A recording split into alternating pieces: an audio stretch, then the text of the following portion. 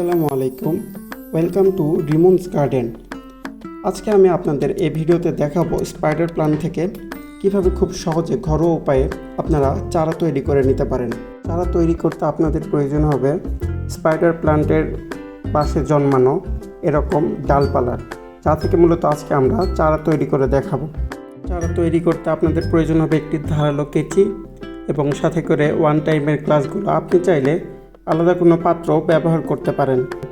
এর সাথে নিয়েছি মাটিতে আমি জৈব সার হিসেবে মিশিয়েছি গোবর সার এবং কোকোপিট। আপনি চাইলে সাধারণ মাটিও ব্যবহার করতে পারেন, সেক্ষেত্রেও শতভাগ কাজ হবে।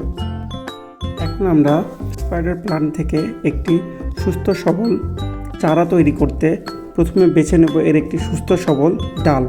কেননা ডাল যদি সুস্থ সবল না হয় তাহলে আমাদের চারাও যথাযথভাবে বাড়বে না এবং এক পর্যায়ে পচে নষ্ট হয়ে যাবে। তো আমরা এই ডালটি বেছে নিয়েছি। এরপরে দেখতে পারবেন এখানে কিছু অবাঞ্ছিত আগাছার টাইপের কিছু পুড়ে যাওয়া পাতা আছে, তো আমরা সেগুলো ছেঁটে নিব।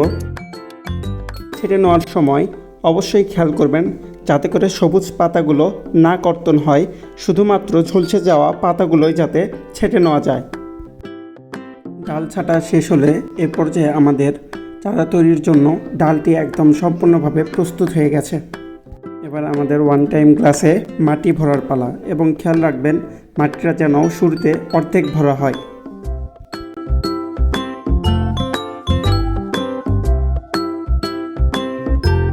অর্ধেক গ্লাসে মাটি ভরা হয়ে গেলে আমরা সেই ডালটি নিব এবং একদম এর মাঝ বরাবর এটি বসিয়ে দিব। বসিয়ে দেওয়ার পর এখানে এমনভাবে ডাবাবেন না যাতে করে ডালের কোনো ক্ষতি হয়, এবং পুনরায় এর মধ্যে আমরা মাটি ভরে দিব।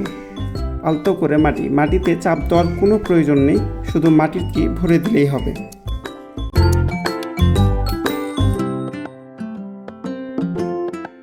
এ পর্যায়ে আমাদের ডালটি সম্পূর্ণভাবে চারায় রূপান্তরিত হওয়ার জন্য প্রস্তুত হয়ে গেছে।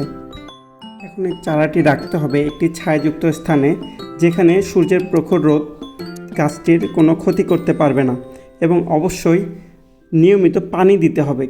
আপনাদের তৈরিকৃত চারাটিও গ্রো করবে, এবং আমার এই চারাটি কত পার্সেন্ট গ্রো করলো তা আমি পরবর্তীতে আরেকটি ভিডিওর মাধ্যমে আপনাদেরকে জানিয়ে দেব।